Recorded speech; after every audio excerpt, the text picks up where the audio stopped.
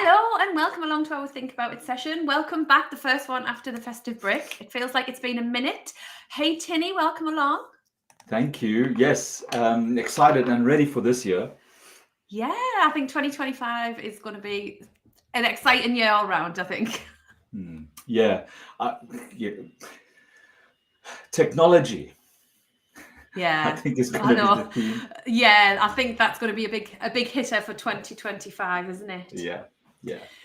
So for anyone that's never come across us before, hello, welcome along. We run a live session at lunchtime every Thursday, all around empowered leadership discussions, sharing a topic that we support our clients with, what we see happening out in the world of business to help you become a more collaborative, productive, effective manager and leader of your business and teams.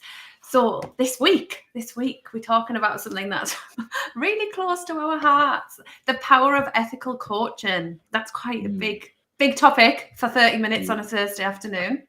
I am going for the slow return into business. So Okay. after the festive period. So nothing too heavy hitting. Okay, so let's talk about that. Let's think about that. And it is the I think a lot of people are ethical. I think there's a lot of ethics out there, whether you're going through the ethical coaching company or not. The differentiator for me is walking, talking, breathing, speaking, all of those things, and it boils down to kind of three things for me, and it's the building integrity. It's the creating lasting positive change, and then also respecting humanity and yourself. Yeah. And so from a coaching point of view, for it to be an awesome coaching experience, the coach, it gets to its sweet spot when the coach and the coachee are aligned to where the integrity sits, where the alignment to humanity sits, where the lasting positive change sits. And so it's how do we, when we having discussions, are having those monitoring pieces ready for ourselves. Because I think what's really important, I think, to lay out, we talking about ethics from our perspective, and as we've always been really open with, like we kind of putting ourselves on a pedestal of the ethical coaching company, but like, what is ethics, right? What is ethical coaching? What isn't ethical coaching? And we always really open with what our ethics are and why we feel we ethical. But just, and like you say, there are a lot of people out there that want to be ethical or are orientated to being ethical. But I think what's really important, what you've said there, is that alignment to the person, the coach, the coachee, to what is ethical, because we all have different levels or boundaries around what we believe is ethical, and what I or we as a business think is ethical versus another coaching provider or another coach might be completely different. And I think that's okay, as long as you find in your alignment with your coach and coachee. Now, don't get me wrong, there is completely unethical, immoral, horrific things going on in the coaching space from people that aren't qualified, accredited, and all that stuff. But I think fundamentally, I think not everyone sets out with the intention of being unethical. I think sometimes they get washed up in all of what's going on in the noisy online space, lack of proper training. I say proper, I hate proper coaching, proper training, like real impactful, knowledgeable, quality training and support and supervision. I think sometimes people just get lost in how they are operating and end up doing things that probably as we would think is unethical. So I think what would be really nice is to kind of state, like, what do we think is ethical coaching from the ethical coaching company? And I think we always says doing the right thing for the greater good. Now, I know that's a bit wishy-washy and a bit big, because it's really difficult to nail down, but fundamentally it's about doing the right thing we've got like impact, people and profit. It's doing the right thing for everything and everyone under that umbrella for us. That's what I believe we setting our stall out from being what we think is ethical. Yeah. So there's a couple of things that I want to just pick up on, and it'll go through the whole piece of work that you've put in there. I see Annie is giving us a few messages in the message channel. Ah, nice. So, hey, Annie, and welcome, and happy 2025 to you as well. And for those of you who want to participate, just pop us a hello. Because sometimes it Annie's gets lonely one of our here. lovely accreditation members. So yes, she knows the inside. She knows what happens on the inside. So there was three things that kind of stood out for me when you were talking there about what does ethical mean to us. And make no mistake, we'd love you guys to come and train with us. But training and getting the knowledge of coaching is awesome. But choose the right service provider for you, because what the ethical coaching does and what you bring as an individual to the coaching learning that you do is how are you transcending your basic knowledge to an ethical space that you looks after humankind, that has got integrity, that has got a lasting positive change. So where your baseline sits is fundamental. And so creating that for yourself and then transcending that in the way that you arrive, step into the space that you're holding with your clients, being present with the energy that you bring, understanding that, yes, we're not really on a pedestal from the ethical coaching company. People may think that is, but we make mistakes. But the integrity of that is admitting that and trying to rectify that, and then trying to move it into a direction that you feel is making a further positive impact. And what am I learning from the mistake that we've made? And how can I be better?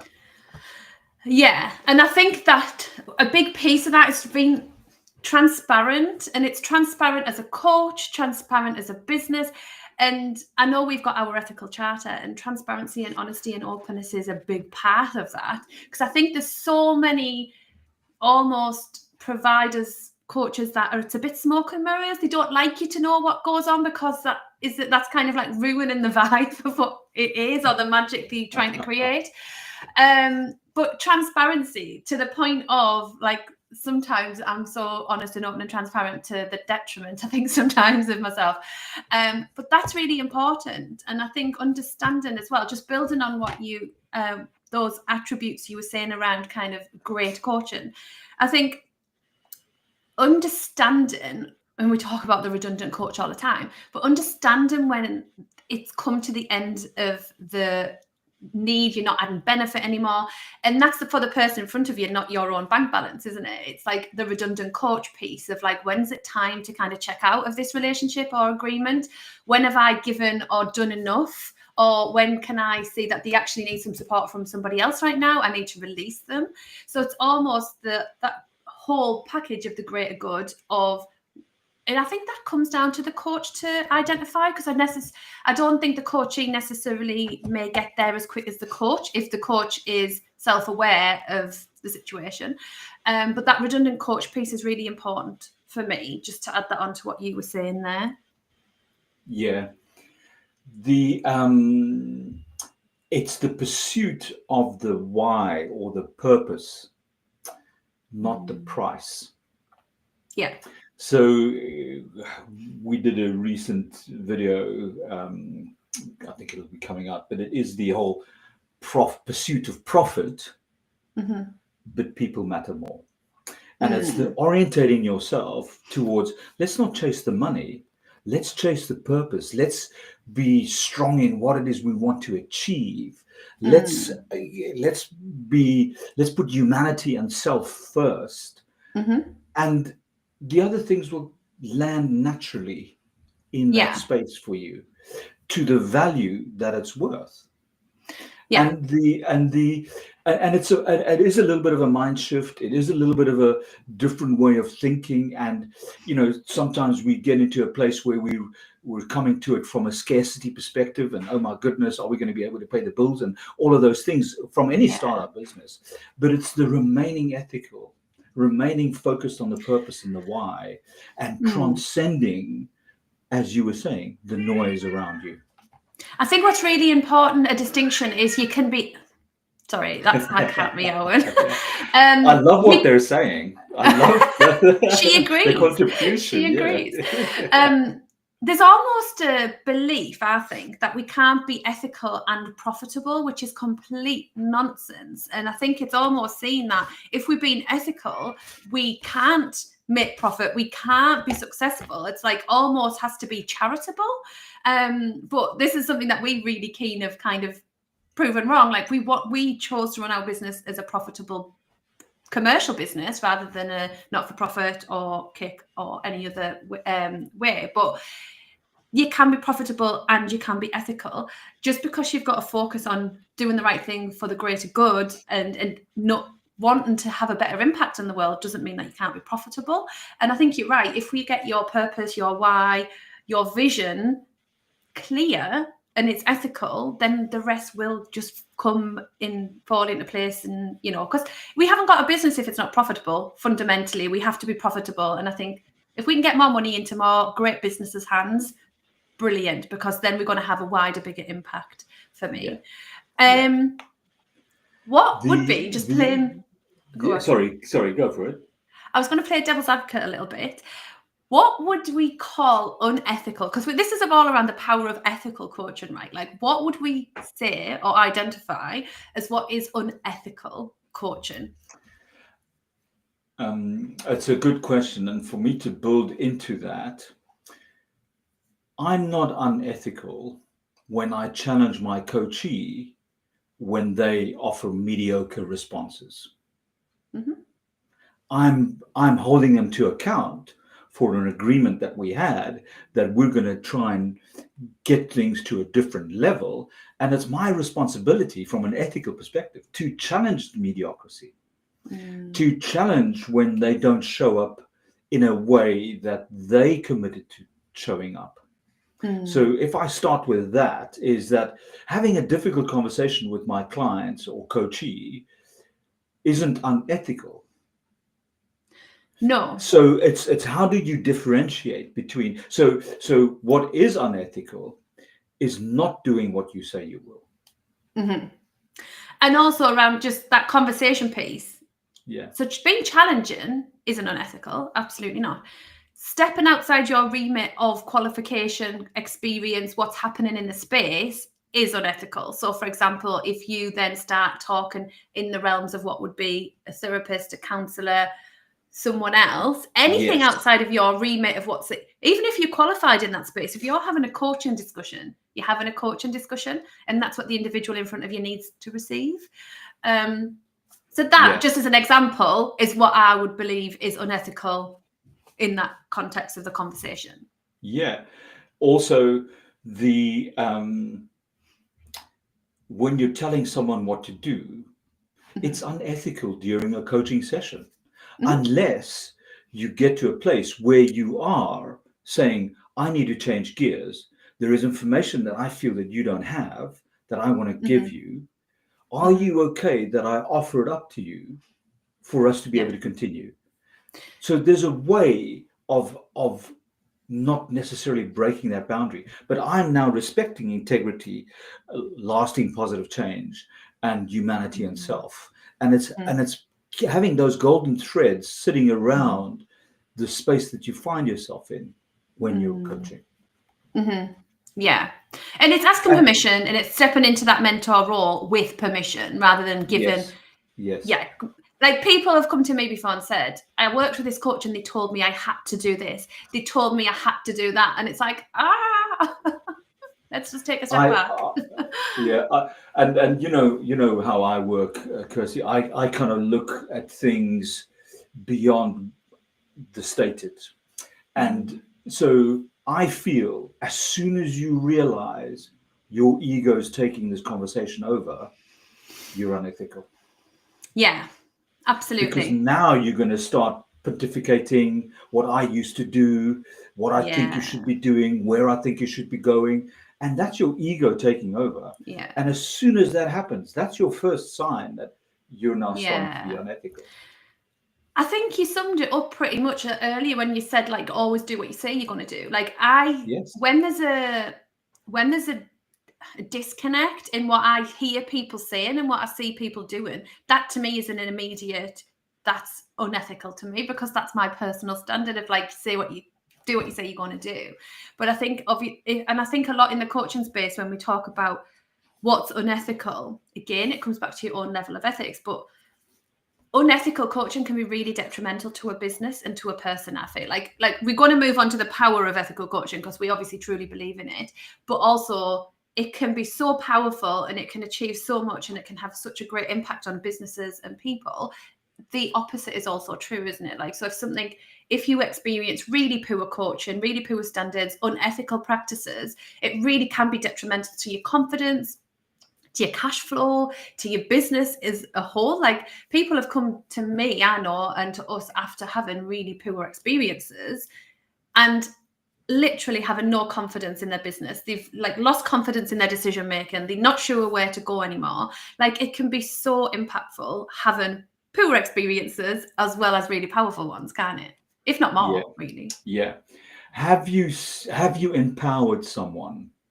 Can you see they're excited to tackle something that they've come up with? Can you see how their energy changes in the interaction that they're having with you? Is there some excitement that is happening in the discussion that you're having, that you feel that they're taking hold of what it is that they were trying to achieve? So all of those things are things that are signs that the approach is working. Yeah. As soon as someone gets diminished or is oh my goodness, you're telling me I need to do this, but I don't think I can ever get to that. You're diminishing energy, you're diminishing integrity, you're breaking someone down. Because your ego is so big, you're not seeing that. And the great I am says, oh, wow, look at me, I'm so much better than them. That's not the point of coaching. No. The point of coaching is being humble enough and altruistic enough to meet the person where they are and do what you say you're going to do. Absolutely, 100%. And I think if we aim, and this is the thing of, like, it's adapting, isn't it? And this is where I see great coaches meet their clients where they are. And this is another overused term that I hate, and I did a post about it because I hate it when actually terms that mean something within our industry, when they are useful, such as meeting your clients where they are, is an actual useful term when used correctly. Because if we don't meet our clients where we are, we're not giving them what they need. But that's another, like, wallpaper, meet your clients where you are marketing term that's been hijacked by the industry. But used correctly in the right term, I think it is really fundamental to great coaching. If we spend just 2 seconds on that, and so what does meet the client where they are mean? And let's talk about that, because the thing is, first of all, it's understanding. It's stopping to take a minute to see what's going on for them, isn't it? And it's about understanding their perspective, their situation, their desire, their needs, their wants, what's going on in between all these things. And that's the things going on in between all of these things is the magic of real powerful coaching. It's being able to go, I see what's happening here. I see what's holding these people back. I see, like, it's you being able to almost just, like, embody everything that they're telling you and going, yeah, I see them. I understand. Yeah. Less of you, more of them. Yeah. And it's making that shift. And I don't think a lot of people can do that. I don't think a lot of people can do it well, impactfully. Is that right? Is that what I mean? I think there's a level of understanding And it comes back to this whole, like, the compassion, empathy hole, you know, like we're not getting in the hole with them. We're seeing them where they are and giving them the tools to help empower them to move forward. Do you know what I mean? Like, that to me. And also seeing where they are and being aware enough when you're not the person to help, and when you aren't the right coach, or the right, they might need a mentor, they might need a consultant, they might need something that you haven't got the ability, capacity to hold or to do. Yeah. And sometimes coaching is the first step to take them into learning and development, to take them into mentoring, to take them back into coaching. So it's a step of the journey. And also, depending on where you're plugging in, you know, are you meeting a high performer and helping them get even stronger in the current speciality that they're working in? Or are you going with someone that is potentially entry level in their job and just want more clarity around what's going on around them, and how you help them open those doors for themselves to do a bit of exploration? So, you know, it's where you sit with, you know, where you plug in from a coaching point of view. Just to differentiate about something that I think is kind of like the ethical, unethical piece of, like, meeting your client where they are and giving them what they need, right? Giving them what they need, for me, is understanding where they are and not going, I know what they need because I've done that, and I'm going to take them through that process and I'm going to tell them. That to me is the unethical piece. The ethical piece is going, I understand I need to create a safe space for them. I need to help them find their confidence again. I need to help them see how they're going to move forward. I understand. That's the kind of giving them what they need. It's what does that person need? If they're a high performance and a fast mover, right, how can I organize the thoughts? How can I help them get clarity? How can I help them see in a tangible, considered way how they're going to move forward? If it's someone who is actually not a high fast mover, how can I slow down and help them do it in a considered way, in a slow way, right? It's not going, I see them and I'm going to put onto them, which I feel like is what, like, the marketing hijacked of that term does. Of meet my clients where they are, as in, I'm going to put what I think the process or the result or the answer or the solution is onto you because I see where you are. Like, that's the distinction, I think. Yeah. Our frustration sits in people's translation of meeting people where they are. Yes. And it is the whole concept around, oh, I know the answer, so let me give it to you, versus I know the answer, how can I get it out of you? Yes.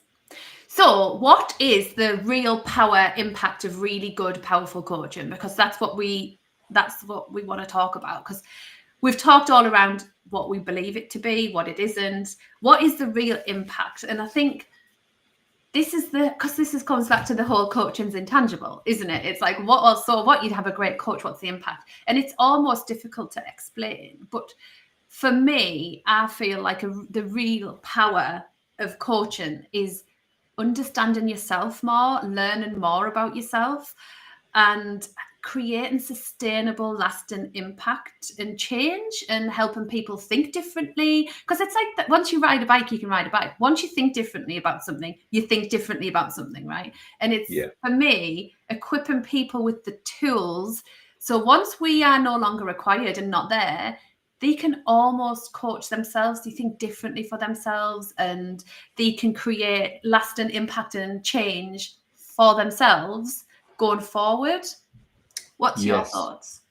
Yes. So it's things like, you know, people being role models from an ethical perspective, having sustainable decision making where ethical principles are prioritized.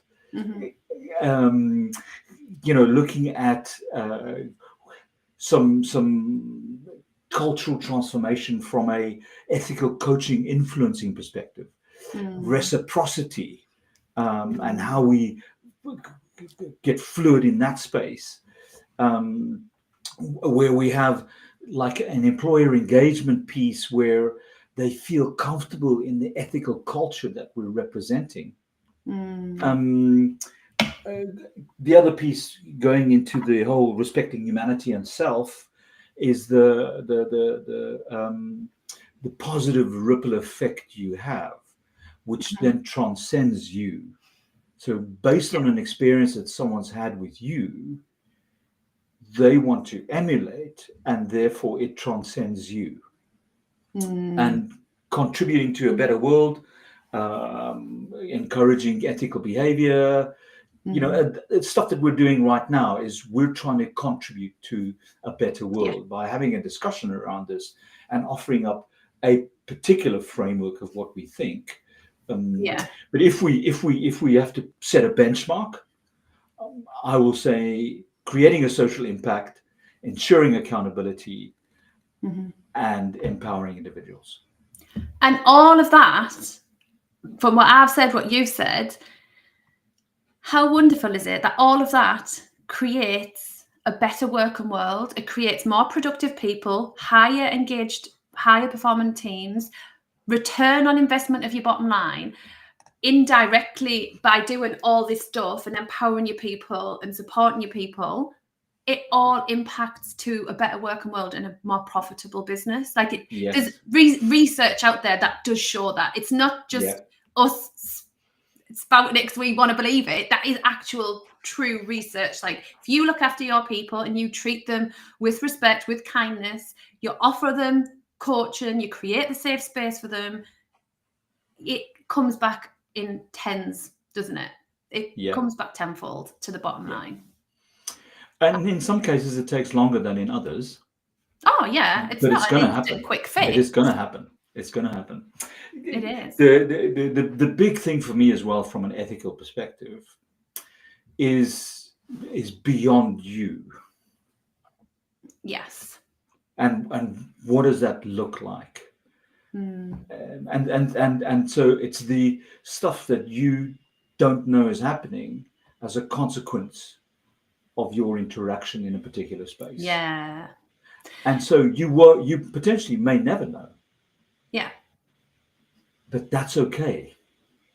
It's the ripple effect, right? It's the positive ripple effect. It's the second, third layer of coaching. Yeah. And I was speaking to one of our clients yesterday, and she'd done some work with her partner over the Christmas period. And if she's listening, she'll know who it is.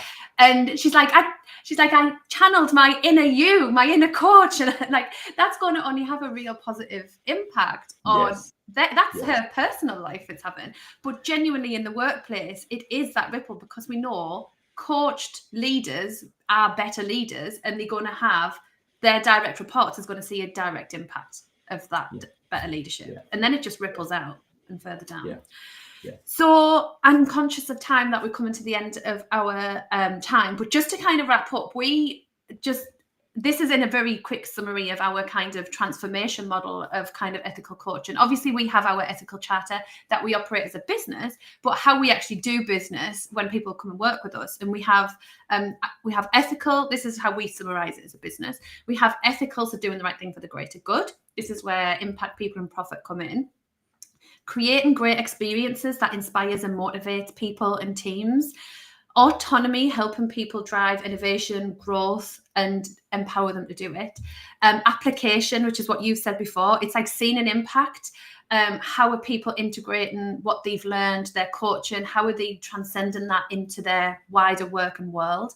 And then empowerment and empathy. Are we doing it in a way that we are empowering people? We're giving them the tools, the resources, and leading with kindness. So that's our transformation model of like whatever we do, whether it's coaching, whether it's OD work, whether it's strategy work with our clients, like it all comes from that place. And that all comes from a base and foundation of ethics and ethical coaching. So yeah. Any final words, Tienie, before we finish up? I think the two key things is know yourself.